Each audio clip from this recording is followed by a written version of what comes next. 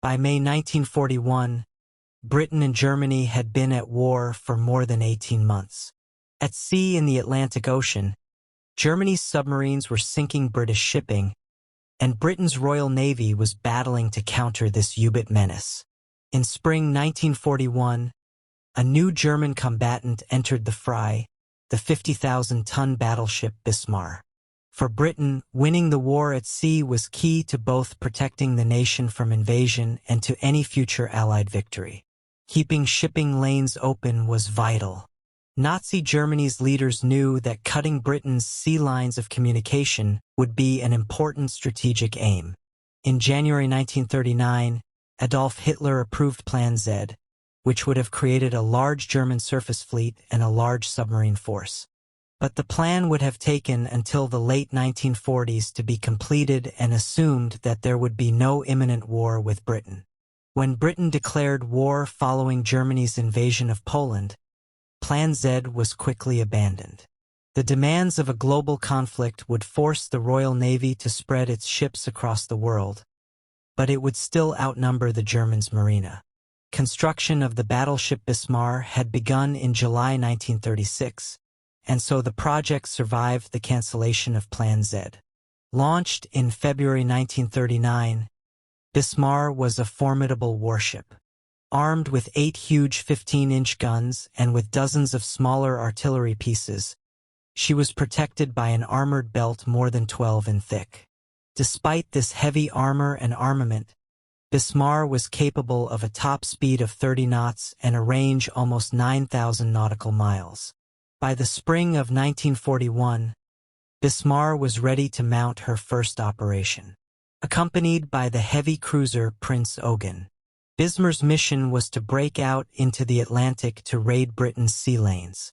On the 18th to the 19th of May, Bismarck and Prince Eugen left port at Gortenhelfen in the Baltic Sea.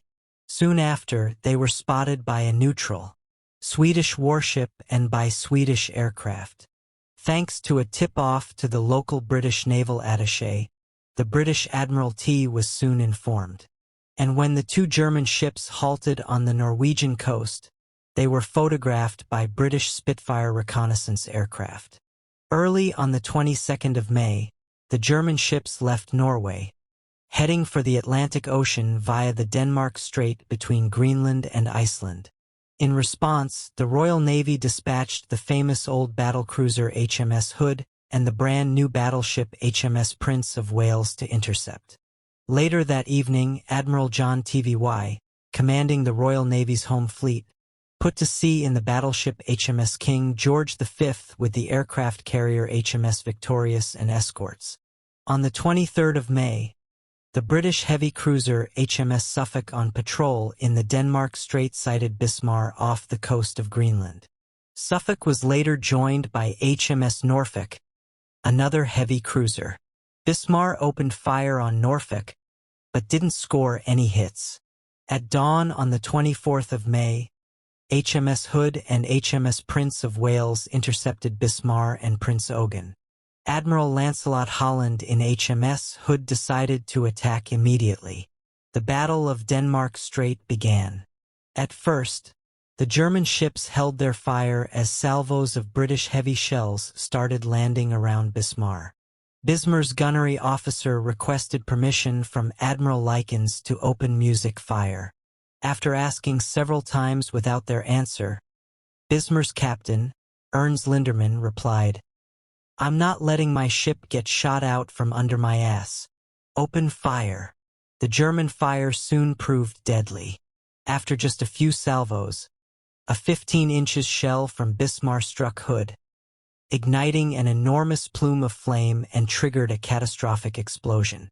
The blast broke Hood's back and she sank in a matter of minutes. More than 400 crew were killed, including Admiral Holland. There were only 3 survivors. One of the 3 survivors was Ted Briggs, who was on Hood's compass platform when the ship was struck.